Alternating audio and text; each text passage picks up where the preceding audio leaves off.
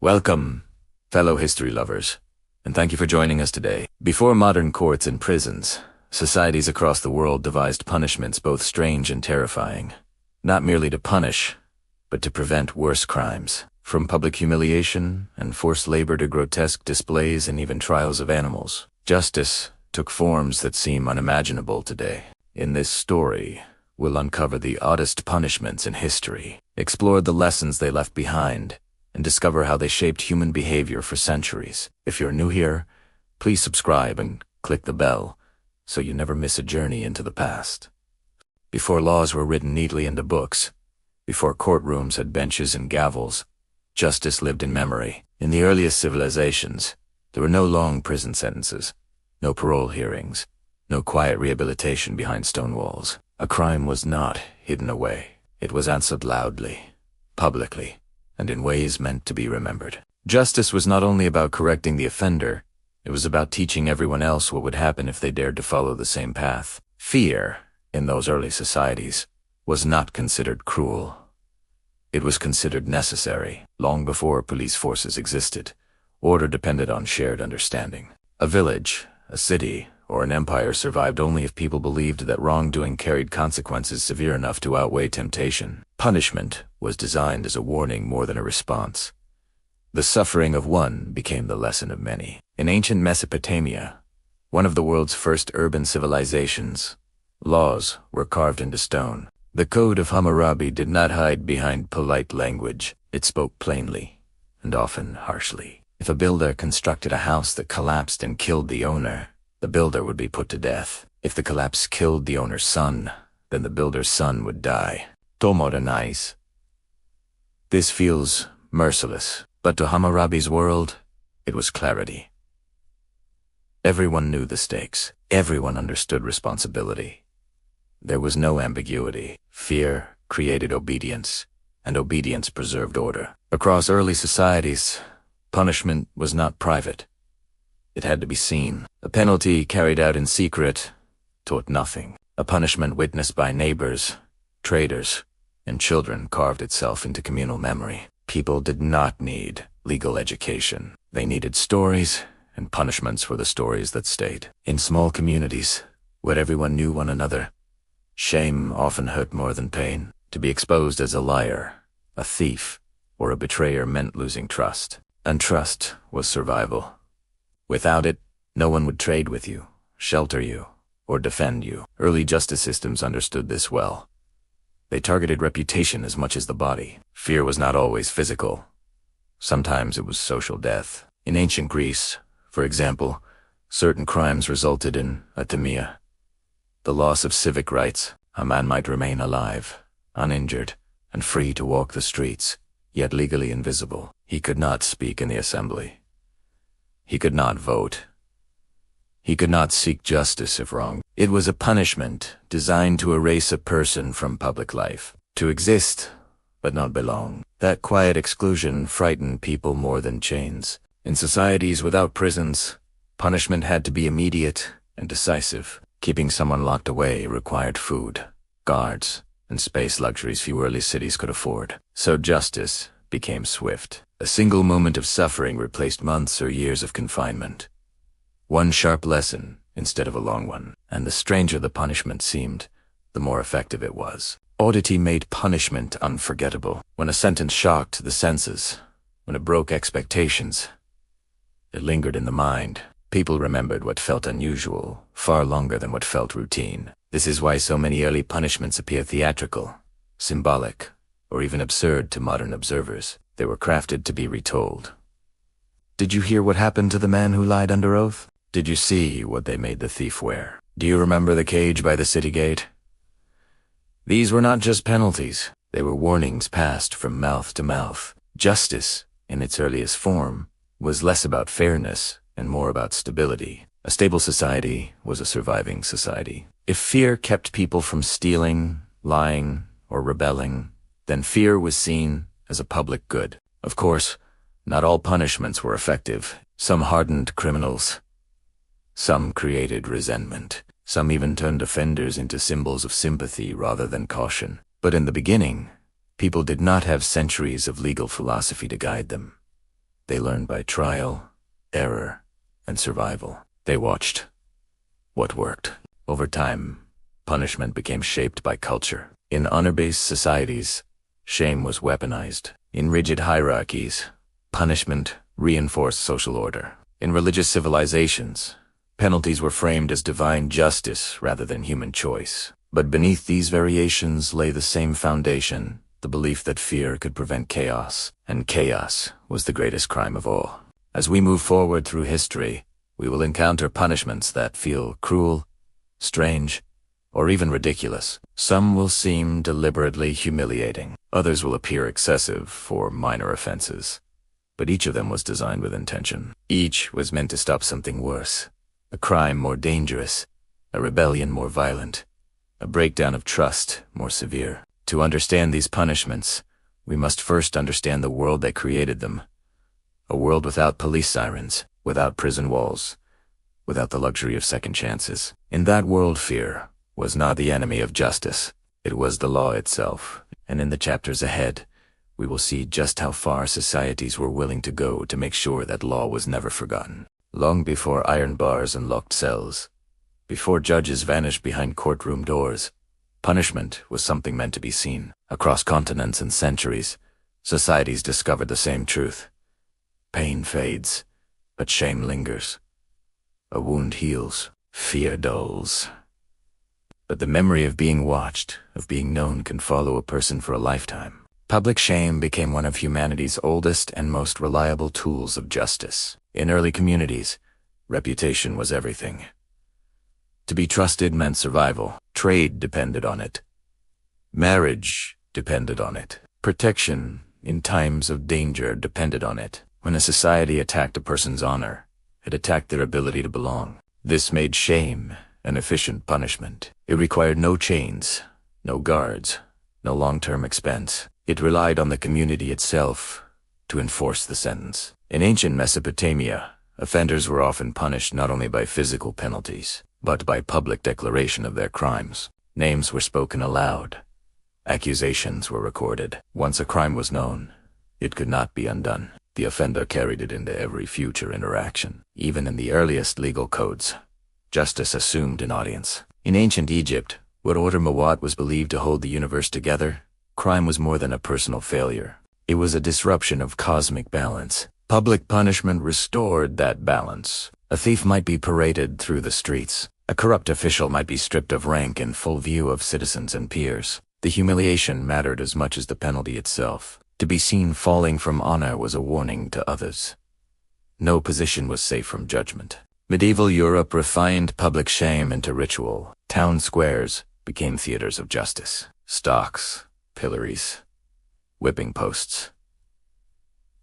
These were not hidden away. They were placed deliberately at crossroads, markets, and churches, where crowds naturally gathered. The punishment was incomplete without witnesses. People did not simply observe. They participated. Rotten vegetables, spoiled eggs, mud, and filth were thrown.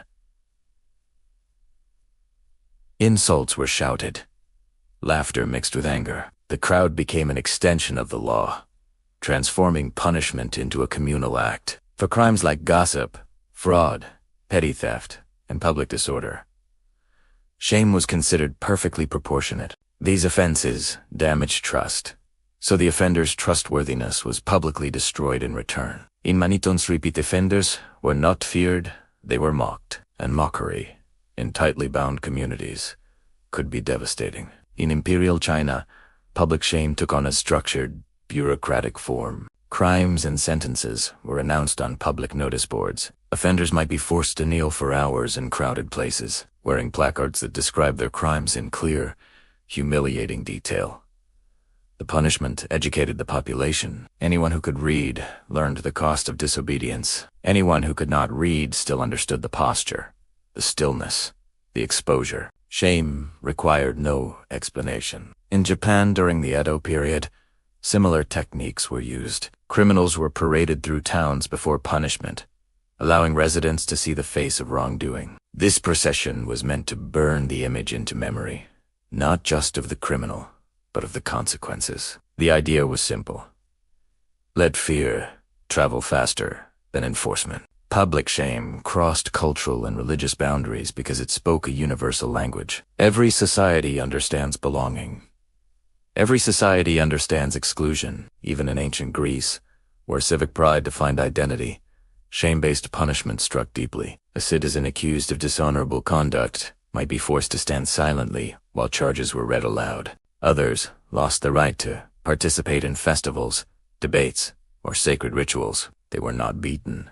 They were erased from the shared life of the city. To exist without recognition was unbearable. Public shame was also used to control behavior that could not easily be policed. Sexual morality, speech, dress, and religious observance were often enforced through exposure rather than force. A person who violated social norms might be compelled to confess publicly, wear humiliating clothing, or perform acts of submission. These punishments were preventative by design. They told the population, "You may escape detection once, but you will not escape memory." Children watched. Travelers carried stories to other towns. Shame became a warning that traveled without soldiers. Yet public shame was not always precise. Crowds could become cruel. Minor offenders could suffer lifelong consequences for small mistakes. A single moment of failure could define a person forever. Still, for centuries, societies accepted this cost. To them, the fear of humiliation was preferable to unchecked crime. And so shame endured across empires, religions, and centuries as one of the most effective and most human forms of punishment ever created. Because long after the pain ended, long after the crowd dispersed, one question remained in the offender's mind. In the center of many medieval towns stood a simple wooden structure, weathered by rain and sun, scarred by use, and impossible to ignore. 2 upright posts, a hinged board, 3 circular holes. The pillory did not need walls or guards. It did not need chains or locks. Once a person's head and hands were secured in its wooden grip, the crowd did the rest. The pillory was not designed to punish the body alone. It was built to expose the soul. Unlike prisons, which hid offenders away, the pillory placed them at the very heart of community life. Markets bustled around it. Bells rang from nearby churches. Children passed by on their way to lessons. Everyone saw who stood there and why. This was justice meant to be witnessed. In medieval England, France, and the Low Countries, the pillory was commonly used for crimes that threatened trust rather than life. Perjury, fraud, forgery, selling spoiled food, spreading false rumors.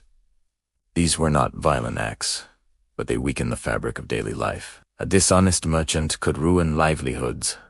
A liar could destroy reputations. The punishment matched the crime. By standing in the pillory, the offender was symbolically stripped of credibility. Their words no longer mattered. Their dignity was publicly dismantled. The duration varied. Some stood for an hour, others for an entire day. In certain cases, repeat offenders were displayed again and again, their faces becoming familiar to the town, not as neighbors, but as warnings. The crowd's role was unofficial, yet expected. People gathered early, not out of obligation, but curiosity. They brought what they had: rotten vegetables, spoiled fruit, clumps of dirt. Some shouted insults. Others laughed. A few watched in silence, absorbing the lesson. The law rarely instructed the crowd to throw anything. It did not need to. Participation came naturally, and this participation mattered. It transformed punishment from an act of authority into a shared moral judgment. The town itself rejected the offender. For some, the pillory was worse than physical pain. Unable to wipe their face, unable to shield themselves, the offender endured not just discomfort, but helplessness. Every glance, every whisper, every thrown object reinforced the same message: you are no longer one of us. In France, the pillory was often placed directly outside city halls or courts. In England, it stood in market squares. Location was intentional. Justice needed foot traffic. Even clothing mattered. Some offenders were dressed in garments that symbolized their crime. A dishonest baker might wear a loaf around his neck. A fraudulent trader might display false measures. The punishment became visual storytelling.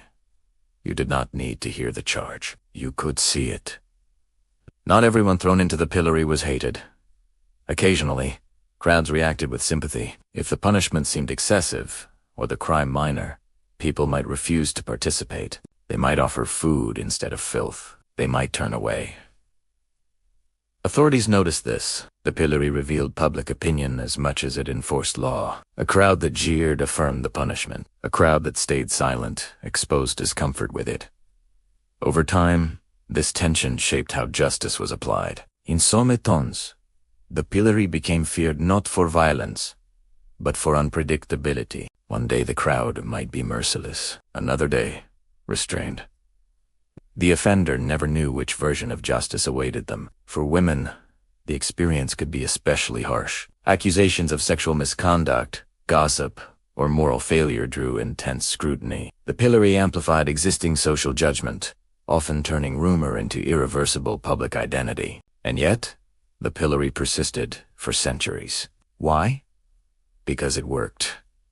Crime rates for certain offenses dropped. The fear of exposure outweighed the reward of dishonesty. The memory of humiliation spread faster than law enforcement ever could. Travelers carried stories from town to town. The pillory's reputation traveled ahead of it. But there was a cost.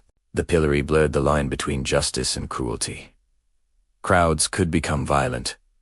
Some offenders were injured. A few even died from prolonged exposure or mob aggression. What began as moral correction could slip into punishment for entertainment. By the late 18th century, attitudes began to shift. Enlightenment thinkers questioned whether humiliation improved society or merely hardened it. Gradually, pillories were dismantled. Laws were rewritten. Punishment moved indoors, yet the idea never fully disappeared. Even today, echoes remain in public trials, media exposure, and social condemnation. The pillory may no longer stand in the town square, but its spirit survives wherever shame is used as deterrence. As we leave the wooden frame behind, the next chapter turns to something even more permanent. Punishments that marked the body itself. Because when memory was not enough, societies chose to make the warning impossible to forget. Some punishments were meant to be remembered for a day. Others were meant to be remembered for a lifetime. When public shame faded too quickly, societies searched for something more permanent, a mark that could not be removed, hidden, or forgotten. And so, across history, justice turned to the body itself. Branding was punishment made visible forever. In ancient Rome, criminals who threatened social order were often marked with hot iron. Thieves, runaway slaves, deserters, and prisoners of war carried letters burned into their skin. A single symbol told an entire story. No trial needed, no explanation required. The body became a document. Roman authorities believed this served two purposes. First, it punished the offender by inflicting pain and lasting stigma.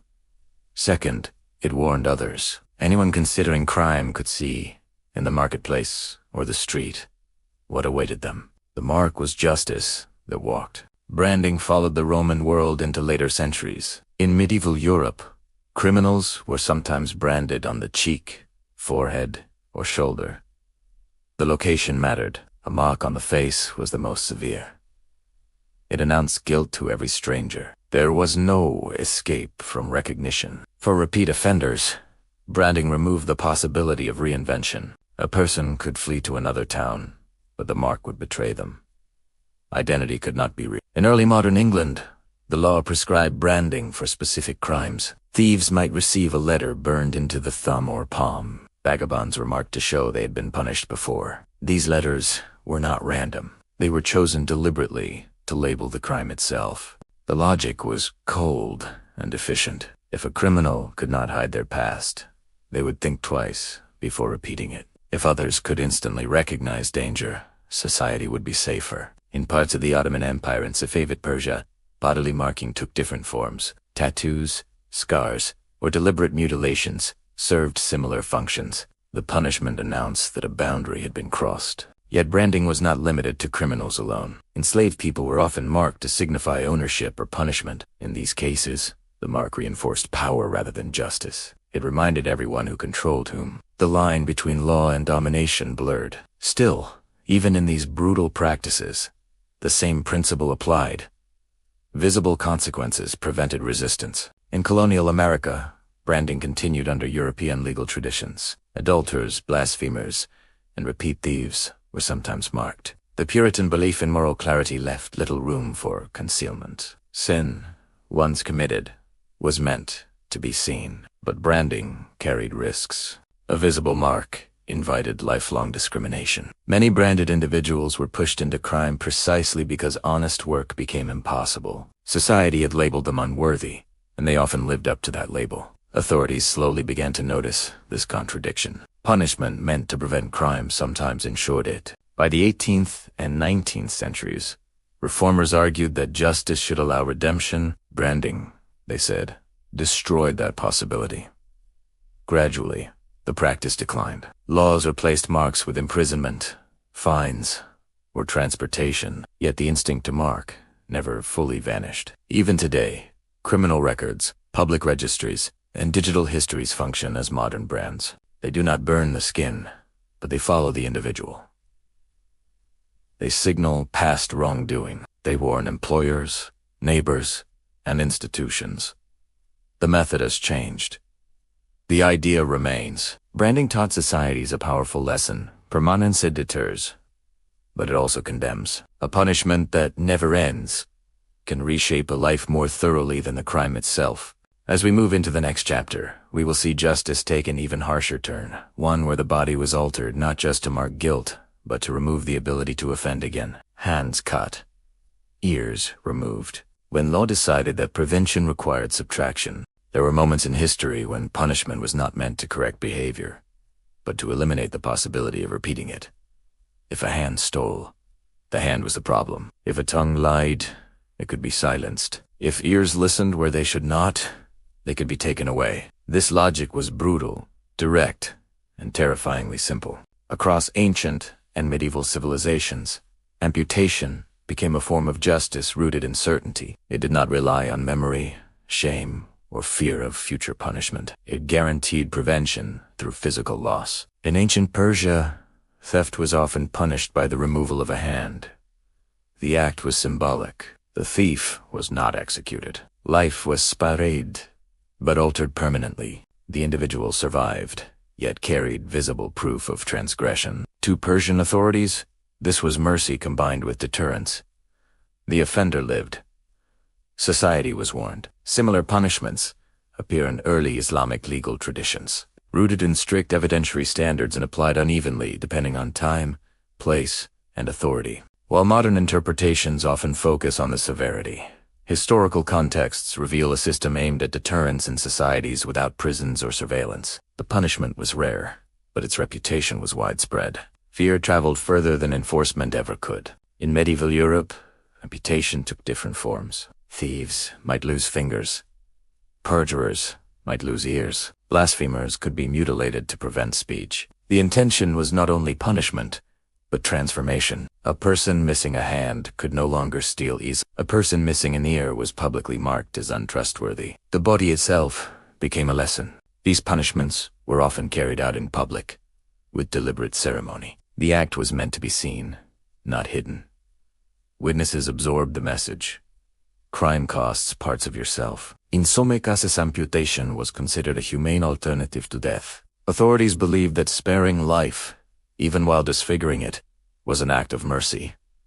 Execution ended fear. Survival prolonged it. But mercy is a matter of perspective. For many, living with disfigurement was worse than dying. The loss of limbs limited work, marriage prospects, and social standing. Begging often became the only path forward. The punishment extended far beyond the moment it was inflicted. In Imperial China, mutilation had long been part of the legal system. Early dynasties practiced what were known as the 5 punishments, which included tattooing the face, cutting off the nose, amputation of feet, castration, and execution. These penalties reflected a belief that social order required visible hierarchy and unmistakable consequence. Over time, some of these punishments were reduced or replaced, but the philosophy endured. A person altered by law served as a permanent warning. In some regions, ears were removed to punish eavesdropping or false testimony.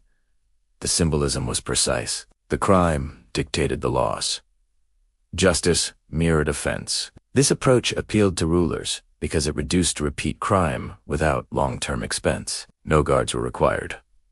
No cells maintained. The punishment maintained itself. Yet, like branding, amputation carried unintended consequences. Disfigured individuals were often pushed to the margins of society. Unable farm thread or serve. Many turned to crime again, not because they lacked fear, but because they lacked options. Punishment designed to prevent crime sometimes fueled it. Crowds, too, reacted unpredictably. Some viewed amputations as righteous. Others saw them as excessive. Sympathy could shift public opinion, turning offenders into symbols of cruelty rather than caution. By the late medieval period, many societies began to reconsider physical mutilation. Religious scholars debated its morality. Philosophers questioned its effectiveness. Rulers weighed fear against stability. Slowly, alternatives emerged, but the legacy of these punishments remains powerful. They remind us that for much of history, justice was not concerned with reform. It was concerned with certainty. A missing hand never forgot the law. As we continue, the next chapter will explore punishments that did not remove limbs, but forced criminals to carry their crimes, openly transforming shame into identity. Clothing as confession, symbols as sentences.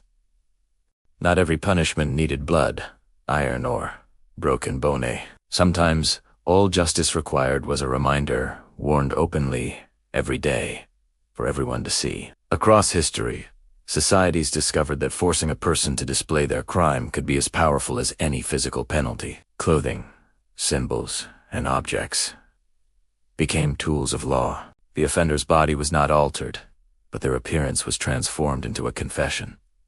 Justice became wearable. In medieval Europe, criminals were often compelled to dress in ways that revealed their offense. Thieves might wear a bag shaped like the stolen item. Adulterers could be forced to wear distinct colors or marked garments. Liars, cheats, and swindlers were given visual labels that followed them through the streets. These symbols required no explanation. They turned accusation into fact.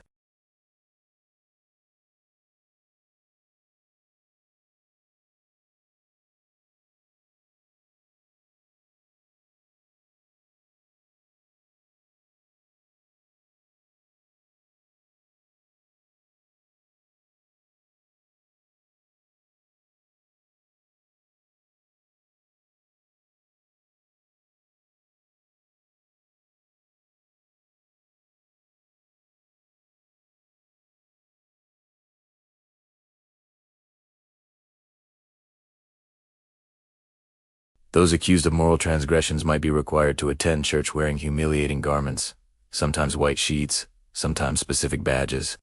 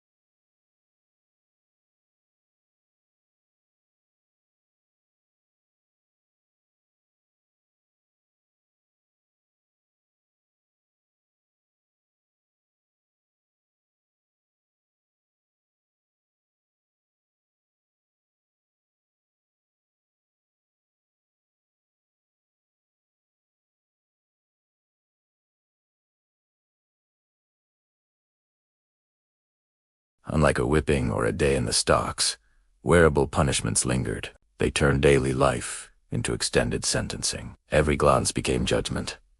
Every interaction became a reminder. In some cases, once sufficient repentance was shown, the symbol could be removed. In others, it remained for life. The decision rested with authority, not with the individual. Yet, these punishments, like all shame-based justice, carried risks. A visible marker could harden identity. Once labeled, a person might stop trying to reclaim trust. Society had already decided who they were. The symbol spoke louder than effort. Over time, critics argued that such punishments created permanent outsiders. Instead of preventing crime, they sometimes ensured it. The law had marked the individual, and society refused to forget. Still, for centuries, wearing one's crime worked. It deterred wrongdoing not through fear of pain, but fear of recognition. It reminded people that actions shaped how they were seen, not just by courts, but by neighbors, friends, and family. Even today, echoes remain. Public records, online disclosures, and social labeling function much the same way. We may no longer force symbols onto clothing, but reputation still follows the individual. The lesson endures. As we move forward, we will see justice grow even darker, extending punishment beyond life itself. Bodies displayed not for correction, but for terror. When the dead were made to warn the living, there were punishments meant to end a life. And then there were punishments meant to continue long after life had ended. In many societies, execution was not considered enough. Death alone could be quick, forgotten, silent. Authorities feared that once the body was gone, the lesson might fade with it. So they kept the body. Across medieval Europe and parts of Asia, cages, gibbets, and hanging displays transformed the dead into warnings. Justice did not stop at the final breath. It lingered, swaying in the wind, creaking at city gates, staring wordlessly at passers. The message was unmistakable. This is where crime leads. The gibbet was among the most striking of these devices. Often mistaken for gallows, it served a different purpose. While gallows were used for execution, gibbets were designed for display. After a criminal was hanged, their body was placed in an iron cage and suspended in a public location. Sometimes for months, sometimes for years. The body decayed, slowly. In England, gibbeting was reserved for crimes considered especially threatening to public order. Piracy, murder, highway, robbery, and treason. These were not petty offenses. They were crimes that undermined authority itself. The state responded with terror. Gibbets were placed deliberately. Roadways, harbors, town entrances.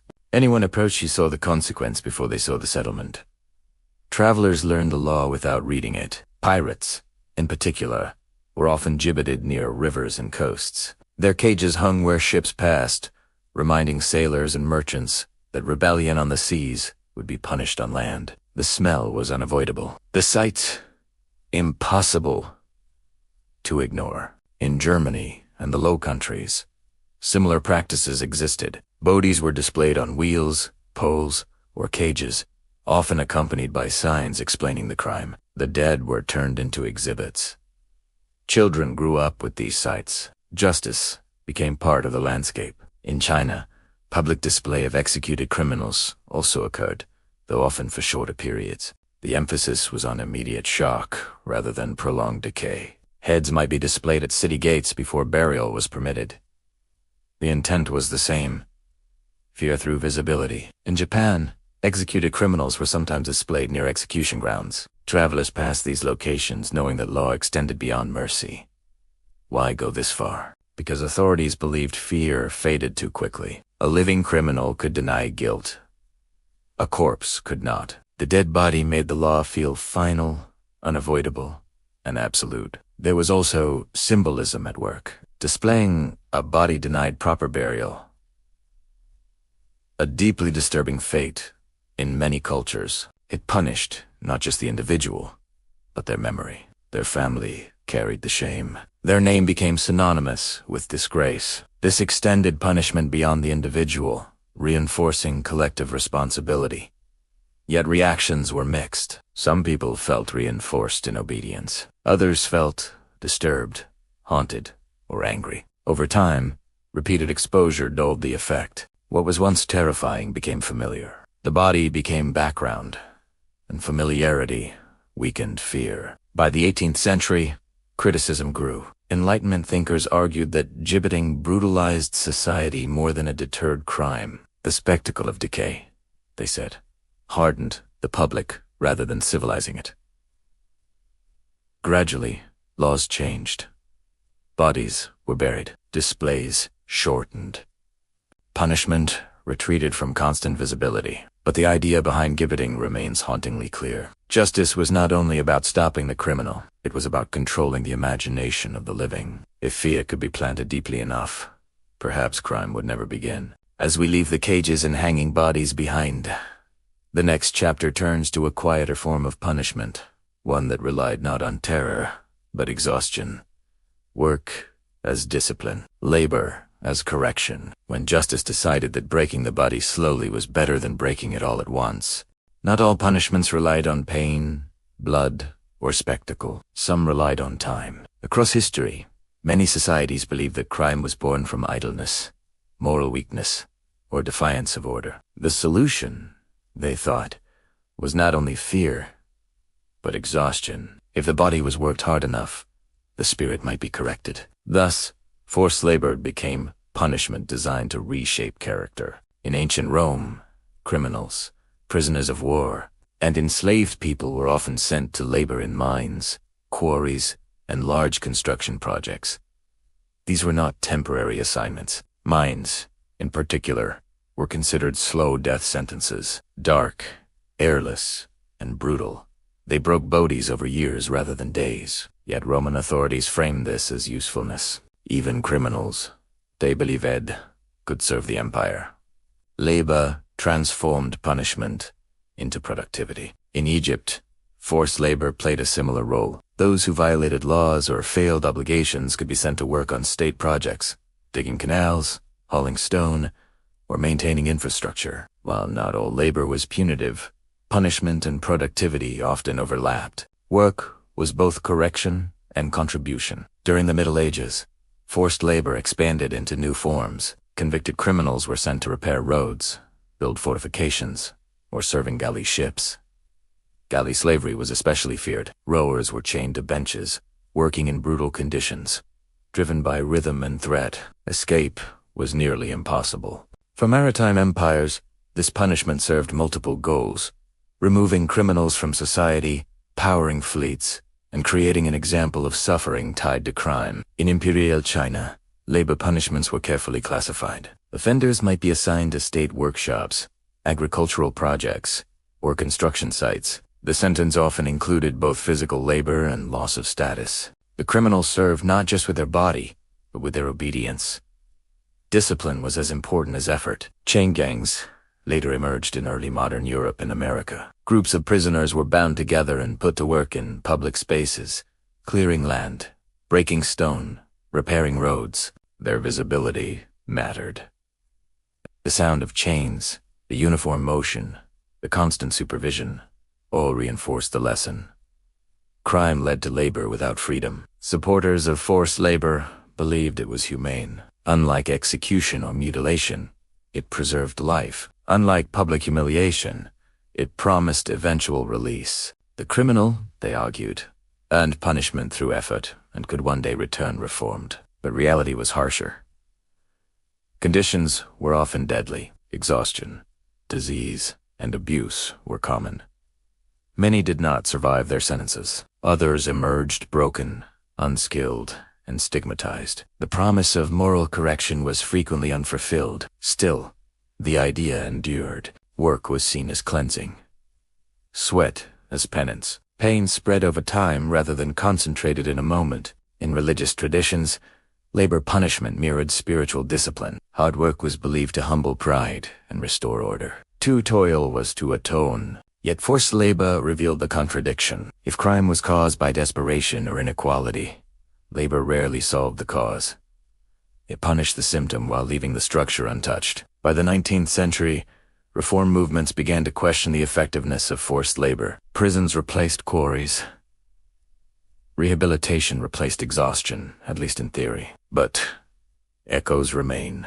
Even today, labor is central to many justice systems. Work programs, prison industries, and compulsory service reflect the enduring belief that effort corrects behavior. As we move forward, the next chapter explores a more unsettling idea: punishment that extended beyond the individual. When justice decided that fear worked best when shared, families punished, lineages broken. In many societies, justice did not stop at the individual.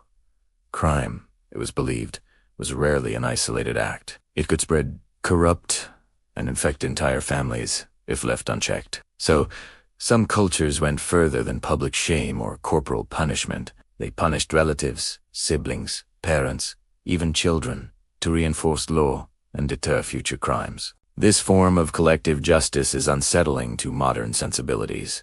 Yet for centuries it served a chillingly practical purpose: make the consequences unavoidable. If the criminal knew their actions could harm those they loved, perhaps they would think twice before committing a misdeed. Imperial China developed one of the most structured approaches. Under dynastic law, offenses like treason, rebellion, or grave corruption could result in julian, the punishment of 9 familial degrees. A criminal might die, but their parents, siblings, and even grandchildren could also face exile, imprisonment, or execution. The goal was to deter acts that threatened the emperor's authority. The logic was strict. Disloyalty could not be tolerated, and fear had to extend beyond the individual. To commit a crime was to endanger your entire household. Similarly, the Mongol Empire practiced collective responsibility. When rebellion or theft occurred, not only the guilty but also family members and even village leaders could be punished. Communities were made to bear the consequences of a single person's misdeeds. In these systems, survival depended on social policing. Neighbors ensured that individuals obeyed the law, because the failure of one could harm many. Even in Europe, echoes of this practice existed. In medieval and early modern courts, families sometimes suffered fines, confiscation of property, or temporary exile due to one member's crime. Bloodlines were tied to reputation. The concept was clear. Crime was contagious if left unpunished across relationships. This approach carried clear advantages for rulers. It reduced repeat offenses, encouraged vigilance within families, and extended fear into private life. The criminal was never alone. Their actions reverberated across those they loved most. Yet the human cost was immense. Innocent people bore the weight of others. Children grew up with trauma, sometimes choosing rebellion themselves as a response to inherited punishment. Communities learned to fear not only crime but judgment from authority, leading to compliance mingled with resentment. The strategy highlights a recurring theme in early justice systems. The greater the threat to social order, the broader the punishment. Laws were not simply about fairness. They were about survival, deterrence, and memory. By making punishment communal, societies ensured that crime was not private. The consequences were visible, tangible, and unavoidable. Families learned that obedience was not only self-interest but a matter of survival for loved ones. However, justice that spilled into the lives of the innocent created tension. Could a system truly maintain order without creating bitterness? Could fear protect society without consuming the very communities it aimed to safeguard? History offers examples, but no simple answers. As we move to the next chapter, punishment takes on a more unusual form, one that does not only target humans, but extends to the animal world itself. Animals, too, could be judged, and sometimes executed. Justice, in its earliest forms, often relied on symbolism. The law demanded clarity, visibility, and consequence. And sometimes, that clarity extended beyond humans. Animals were not merely witnesses to crime. In certain societies, they were held accountable, even executed. In what may seem bizarre to modern eyes, it might be difficult to imagine, but medieval and early modern courts sometimes put pigs, rats, horses, and even insects on trial. They were accused of destroying property, attacking people, or violating moral or divine order. The proceedings were formal, complete with lawyers, witnesses, and punishments. In France during the Middle Ages, pigs that attacked children or damaged crops were tried in courts. If convicted, the animals were hanged or drowned, sometimes publicly. The spectacle served two purposes: to remove the offending animal and to reinforce that the law governed all chaos in society. Humans were reminded that harm, intentional or not, would meet consequence. Similarly, in Switzerland and parts of Germany, rats accused of destroying grain or livestock were sometimes buried alive or executed in elaborate ceremonies. These proceedings may appear absurd today, but they reflected a deep belief that order, cosmic, divine, and social, demanded acknowledgement of wrongdoing, even if the perpetrator lacked reason. Beyond practical consequences, these trials were symbolic. They demonstrated the reach of law and morality. If humans could be punished for breaking rules, so too could animals. Or at least, so it appeared. The message was clear. No threat, however small, could be ignored. Justice was omnipresent. Even in colonial America, livestock that harmed people were sometimes impounded or destroyed as punishment. Courts kept records, sometimes treating the animal almost as a criminal. Again, the act was both practical and symbolic. Removing the animal protected the community, but public acknowledgement reinforced obedience to law. The logic extended to other symbolic punishments. Executing an animal for harm reminded society that negligence or complicity would not be tolerated. A farmer whose pigs killed a neighbor's child might face fines or corporal punishment alongside the animal. The law emphasized accountability, sometimes beyond rational logic, sometimes beyond fairness, but always with clarity. These cases also reveal the early human struggle to balance justice and deterrence. If a minor offense by a non-human could threaten community stability, action was necessary, and action needed visibility. The spectacle of punishment reminded everyone that order mattered. There is a darker implication, too, when law treats those without understanding as guilty. It teaches obedience through fear rather than reason. The same principle applied to humans when punishment seemed arbitrary, ritualistic, or symbolic. Societies relied on ceremony to communicate power and enforce morality. Animal trials and punishments may seem whimsical, absurd, or cruel today, yet they offer a window into the mindset of societies where law and order required constant reinforcement, where symbolism was as important as practicality, and where justice extended beyond natural boundaries. From animals judged for wrongdoing, we return to humans subjected to punishment in a way that tested nature itself. Through water, cold, and the elements. The next chapter explores trial by ordeal, punishment designed to reveal truth through physical tests. In many early societies, the law faced a difficult problem: how to determine guilt when evidence was unclear, witnesses unreliable, or confession unavailable. Without forensic science or impartial courts, authorities turned to a method both terrifying and strangely logical for the time they let nature decide. Trial by ordeal became a widespread practice across Europe, Asia, and parts of Africa. These tests were designed to expose the truth through physical extremes: water, fire, or cold, under the belief that divine forces would protect the innocent and punish the guilty. Water was one of the most common instruments. In medieval Europe, an accused person might be tied and submerged in a river or pond. The logic was simple. If the body floated, it indicated guilt. If it sank, innocence. The rationale, however, was deeply tied to theology and superstition. Water, considered pure, would reject the guilty. The innocent would be embraced. Yet, survival was not guaranteed. Those who sank might drown before proving their innocence, while those who floated were often injured or humiliated, then marked as guilty anyway. The ordeal was less about fairness than demonstration, a public test that reinforced belief in divine justice. Code, too, became a weapon of truth. In Scandinavian countries, harsh exposure tested character and guilt. Suspected criminals were submerged in icy rivers, forced to endure freezing temperatures, or left in open air during winter storms.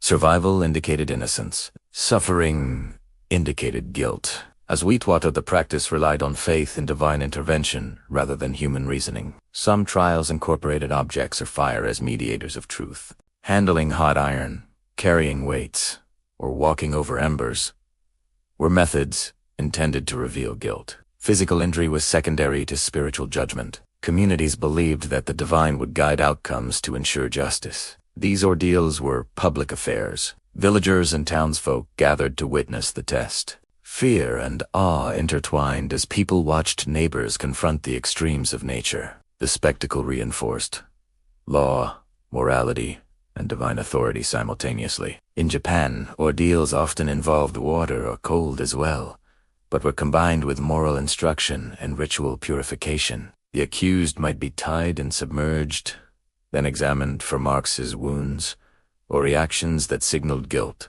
In each culture, the underlying principle was shared. The physical test communicated social and divine judgment to all. Trial by ordeal was not only about punishment, it was about prevention. A dramatic, visible test created fear and respect for the law. Witnesses internalized the consequences of disobedience. Children learned through observation. Communities remembered that crime was risky, unpredictable, and potentially fatal. Yet these practices were far from perfect. Ordeals often favored the strong or resilient. Survival might owe more to physical ability than innocence. Corruption, bribes, and human error could skew results. Despite these flaws, societies clung to them for centuries, valuing symbolic certainty over logical fairness. By the later Middle Ages, ordeals gradually declined. Legal reforms, witness testimony, and emerging rationalism made them appear archaic. Still, the principle endures in a subtler form. Testing truth through pressure, challenge, and exposure remains embedded in law, interrogation, and moral culture. The next chapter shifts from trials of the body to trials of the mind. Punishments designed not to injure flesh, but to torment the mind itself. Psychological penalties became a tool for correction, humiliation, and deterrence. Not all punishments required knives, fire, or chains. Some of the most effective penalties targeted the mind rather than the body. Across history, societies discovered that the human psyche could be disciplined, tormented, and controlled, often more effectively than through physical suffering. Psychological punishment relied on fear, isolation, and uncertainty. Its goal was to shape behavior without leaving lasting scars on the flesh. For authorities, it was efficient.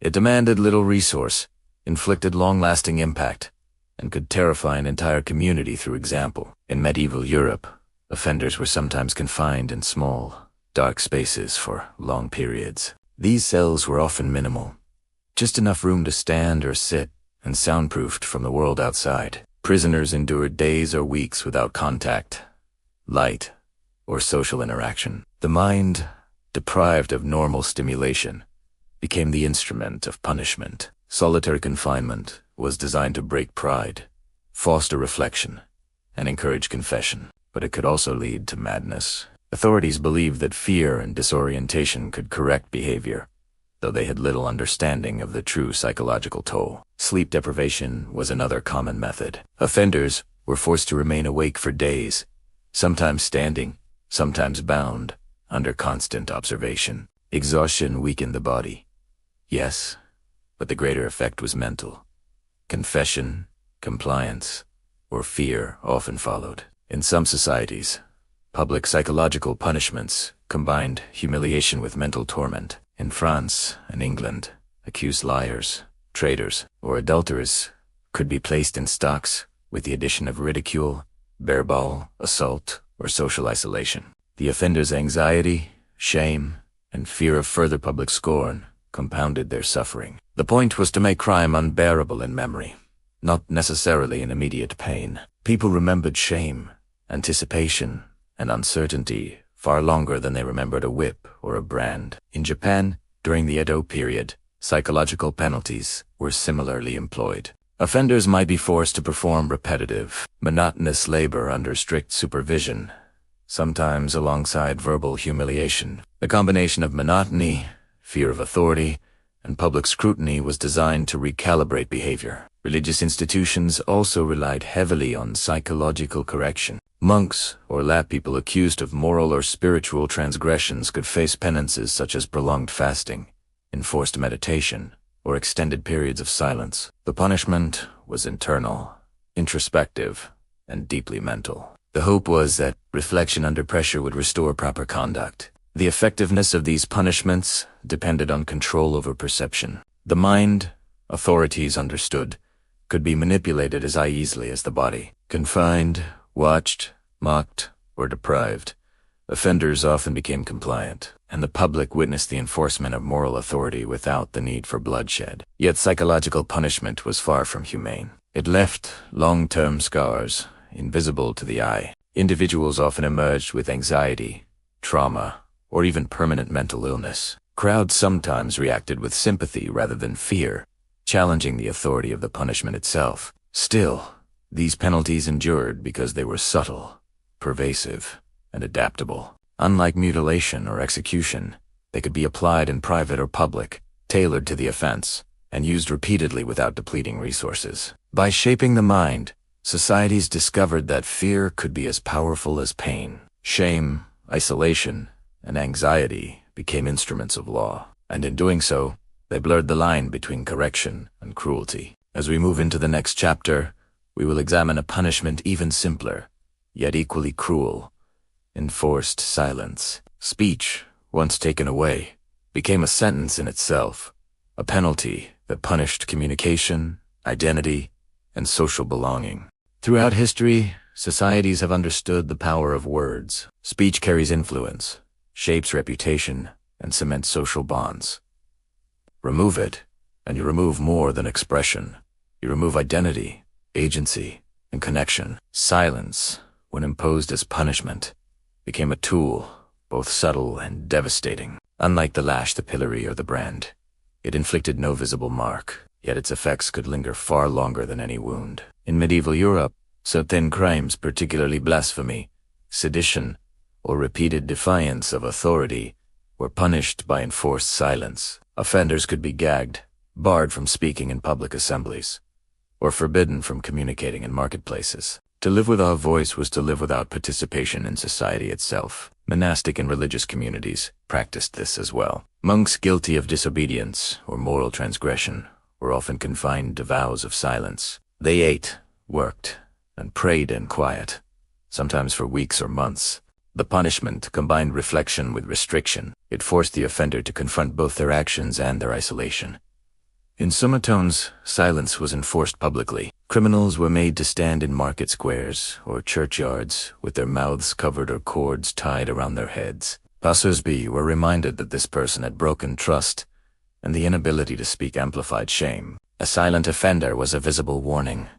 Crime does not simply remove freedom, it removes voice. Silence was also used to punish the morally disruptive. Gossipers, libelers, or instigators might face temporary or permanent silencing, sometimes paired with other forms of humiliation. The loss of speech meant loss of influence, a powerful deterrent in tightly knit communities where reputation determined survival.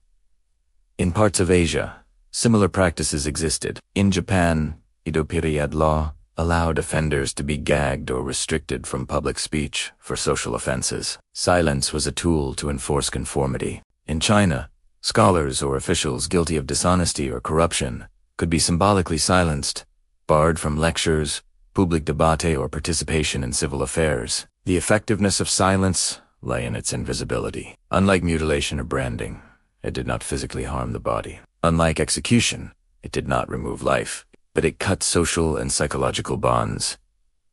Isolation, helplessness, and the inability to defend oneself created deep fear and reflection. Yet silence could be cruel beyond intention. Being voiceless in a world that values communication often led to alienation, depression, and resentment. Families, neighbors, and colleagues could no longer interpret the offender's thoughts or intentions. The punishment extended beyond the offender to those who depended on communication, creating tension and, sometimes, empathy. Enforced silence reminds us of a fundamental truth about punishment. The mind and the social self are as vulnerable as the body. By taking away voice, authorities punish not only the act, but the human capacity to participate, to persuade, and to reclaim dignity. As societies evolved, the punishment of silence was often combined with other penalties: isolation, labor, or public humiliation. Yet the principle persisted: control the words, controlled the person, controlled the community. In the next chapter, we will explore perhaps the most imaginative and theatrical form of historical punishment: the use of strange, bizarre, and often grotesque methods designed to shock, amuse, and terrify at once. Throughout history, punishment was not always rational, neat, or proportional. Sometimes, it was designed to startle, amuse, or horrify, to leave a mark not only on the offender, but on the memory of the entire community. The grotesque and bizarre held power. They were theatrical, memorable, and often absurd. The stranger, or more humiliating the punishment, the more effective it was at deterring crime. People remembered what made them gasp. Communities whispered tales of offenders whose punishments bordered on the surreal. Take, for example, the skull's bridle, used in medieval Europe. This device was an iron mask placed on women accused of gossiping, lying, or being overly argumentative. A metal piece pressed down on the tongue, making speech impossible and punishing the act of talking itself. Some bridal designs included bells, so every movement of the head made noise, further humiliating the wearer. The punishment combined pain, shame, and absurdity, a spectacle meant to humiliate publicly while enforcing silence. In Venice and other Italian cities, thieves or counterfeiters might be forced to wear masks or costumes reflecting their crimes. One notorious case involved a man convicted of theft being made to walk the streets in a donkey costume. The public laughed.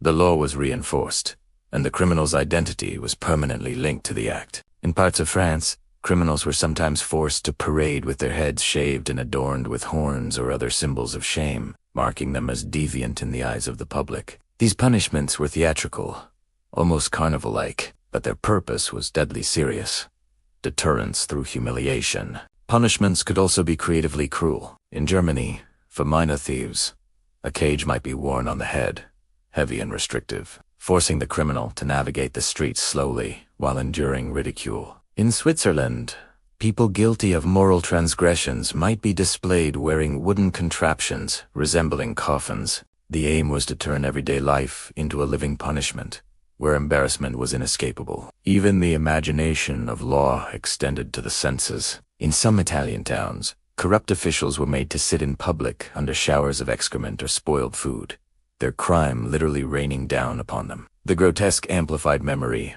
Witnesses remembered not just the crime, but the punishment. These punishments were not only about shame, they were symbolic lessons. A scold's bridle communicated that gossip could harm society. A costume of a donkey linked stupidity and theft. Public mockery became a moral calculus. Pain, shame, and absurdity combined to educate by fear. Across cultures, the bizarre persisted because it worked. Fear alone could be abstract, fleeting. Pain could be endured. But horror, spectacle, and ridicule etched themselves into collective memory. Stories of these punishments spread far beyond the town square. Travelers carried tales of the strange and grotesque, extending law through legend. Yet there was risk. The line between deterrence and cruelty was thin. Audiences sometimes sympathized with the punished, or grewed. Repetition could turn horror into entertainment, weakening the intended moral lesson. Still, authorities valued what ordinary punishment could not achieve: memorability. In a world without newspapers, television, or social media, a single shocking punishment could be remembered and retold for decades. As we move to the next chapter, the focus shifts to financial penalties. Punishments designed not to injure the body or psyche, but to strike where it often hurt most. The purse, monetary penalties, fines, and economic consequences became a subtle, yet powerful, tool of deterrence and control. Punishment does not always leave a mark on the body or a scar on the mind. Sometimes, it strikes where it hits hardest in daily life: the wallet. Across history, societies relied on financial penalties to deter crime, enforce order, and maintain authority. Money, it turned out, could be a sharper tool than chains or blades. The idea was simple: crime costs. Theft, negligence, or defiance of the law could be punished by fines proportionate to the offense, the offender's means, or both. The goal was prevention, compensation, and reinforcement of social hierarchy. In ancient Rome, fines were meticulously recorded in legal codes. Minor offenses, such as disturbing the peace or damaging property, often resulted in monetary payments to the injured party or to the state.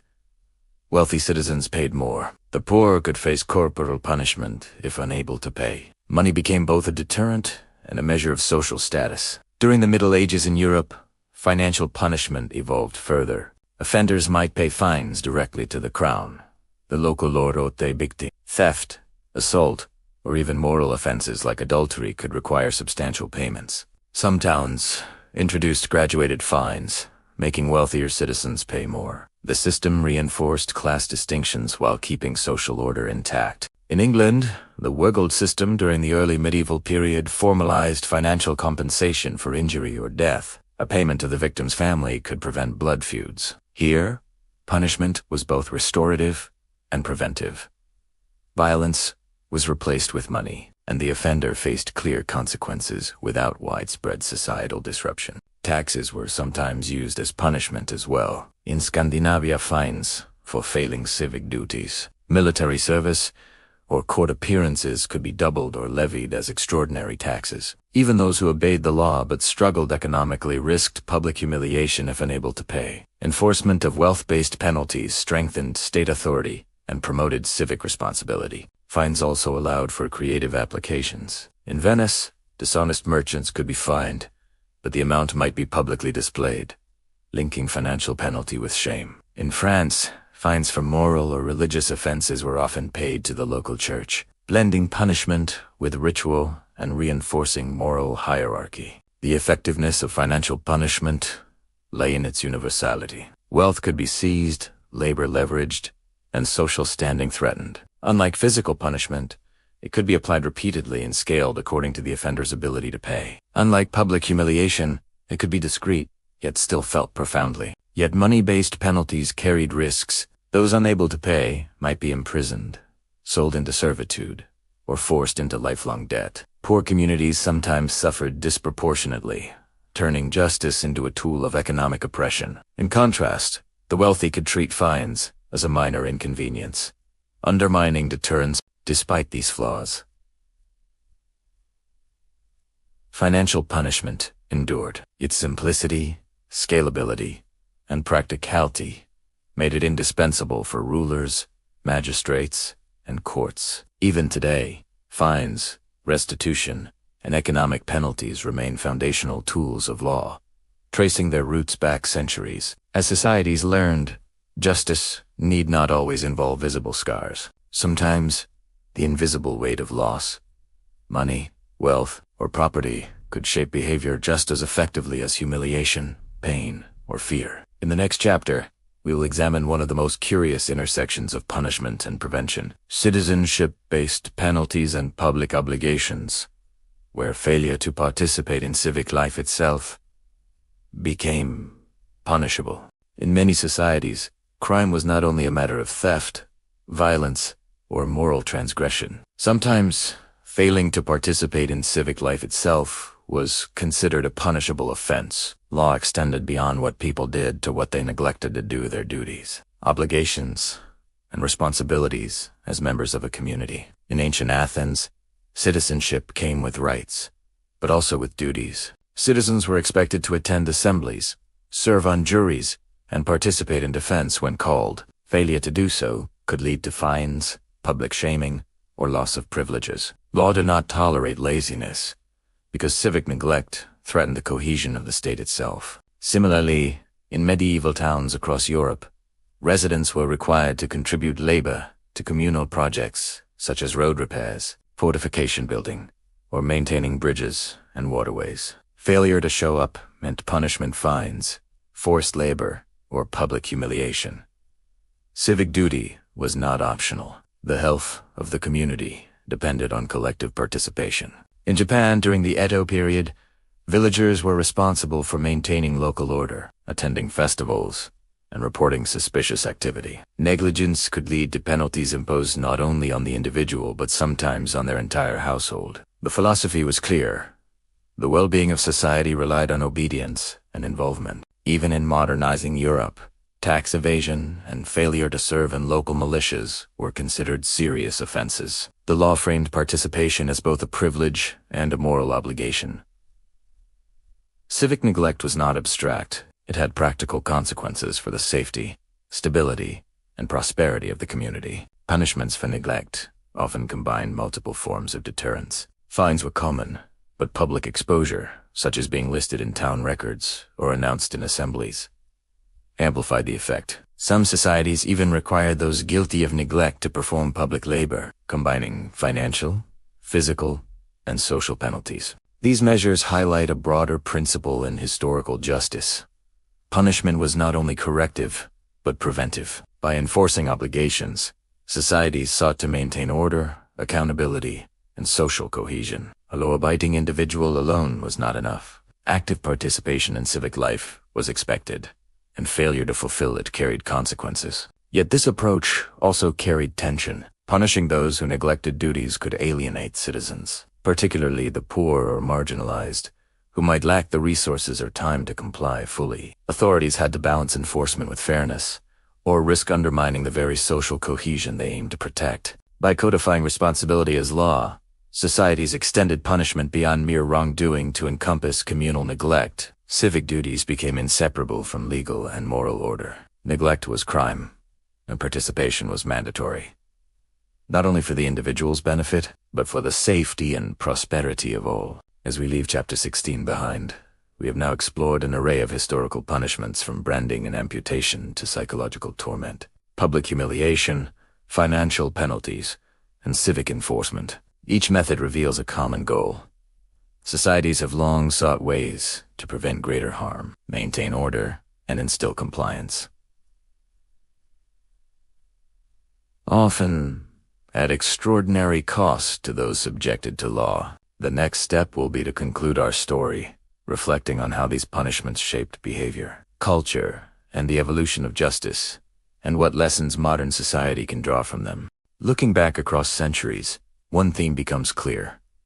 Punishment is as much about society as it is about the offender. Odd, grotesque, or extreme as historical penalties may seem today, they served a purpose, often harsh, sometimes cruel, but almost always designed to maintain order and prevent worse crimes. Branding, mutilation, and gibbeting were not random acts of cruelty.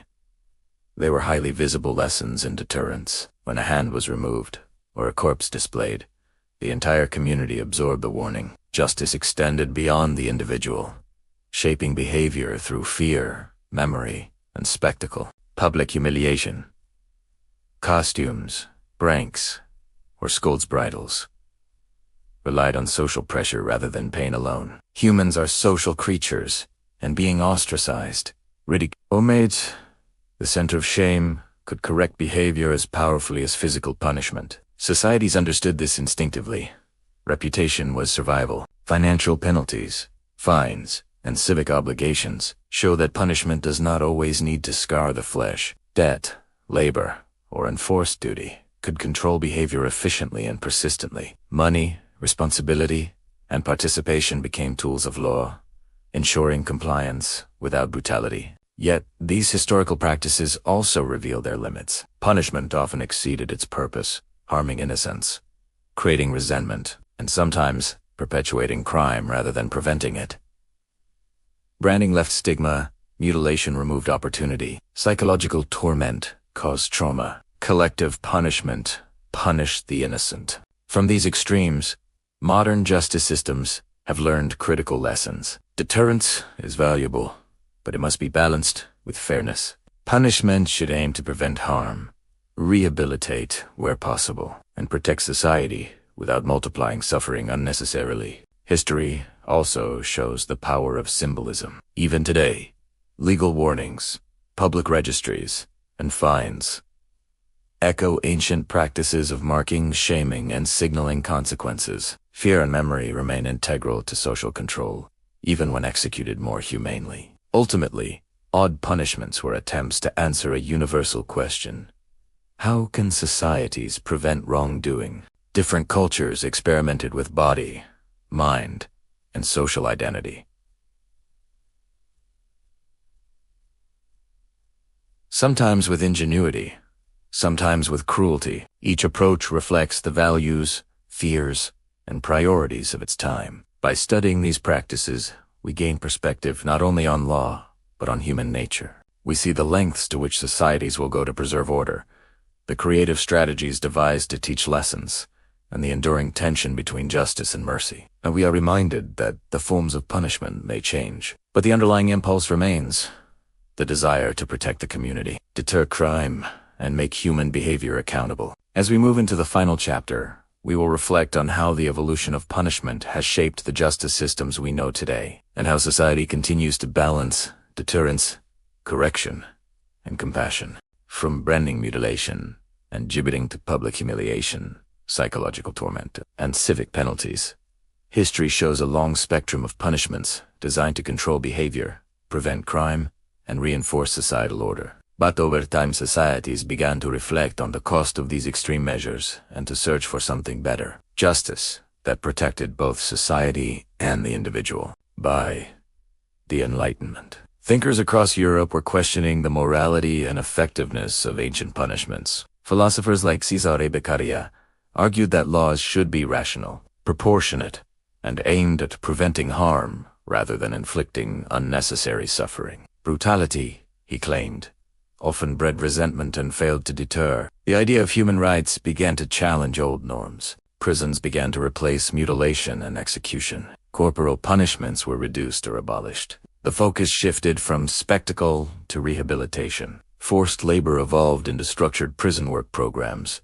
Fines became standardized, and public shaming gave way to legal procedures and regulated court systems. Societies realized that justice was most effective when it was predictable, fair, and consistent. Yet, the legacy of odd historical punishments is still visible. Modern laws continue to reflect principles developed centuries ago: deterrence, accountability, and visibility of consequence. Criminal records, public registries, and even social stigmas operate as forms of branding in a non-physical sense. Fines, probation, and community service echo labor and financial penalties of the past. Public censure, whether online or in media, mirrors centuries of shame-based justice. The evolution shows an important lesson. Punishment is not only about inflicting harm, it is about shaping behavior, teaching society, and protecting the community. What has changed is the method, guided by ethics, human rights, and an understanding of psychology and fairness. Modern justice also increasingly values rehabilitation, prisons, counseling, and restorative justice programs aim to prevent repeat offenses by addressing causes rather than merely inflicting fear or pain. Education, social support, and economic opportunity are now considered tools to reduce crime, modern extensions of the ancient goal of prevention, but without the cruelty of branding, mutilation, or public humiliation. At the same time, history reminds us to remain vigilant. Extreme punishments, once considered necessary, often targeted the powerless and perpetuated injustice. Fair justice requires balance. Society must protect itself, but it must also uphold dignity and ensure proportionality. In the end, odd punishments were attempts to manage human behavior in a world without surveillance, science, or social welfare. They reflect creativity, fear, morality, and the complexities of human communities. Modern systems have evolved, but they are built on the lessons of centuries, both the successes and the mistakes. We now live in a world where justice aspires to be humane, rational, and preventive. Yet by looking back, we see the origins of our methods, understand the human desire for accountability, and appreciate how societies have wrestled with the eternal question: how best to prevent wrongdoing while protecting the innocent? History shows that justice is not static. It adapts, reforms, and strives toward balance, learning from the grotesque, the bizarre, the shocking, and the ingenious. And in doing so, it reflects both our fear of chaos and our hope for fairness. Thank you for watching and exploring this strange and fascinating chapter of history. With US at our channel, go to Sleep Historian. From grotesque punishments to financial penalties and civic duties, these methods may seem bizarre today, but they reveal how society sought to teach lessons and maintain order. If you enjoyed this story, please consider subscribing and click the bell to stay connected for more historical journeys. Share your thoughts in the comments. Which punishment shocked you the most? Until next time, may the lessons of the past guide us wisely, and may history continue to inspire curiosity and understanding.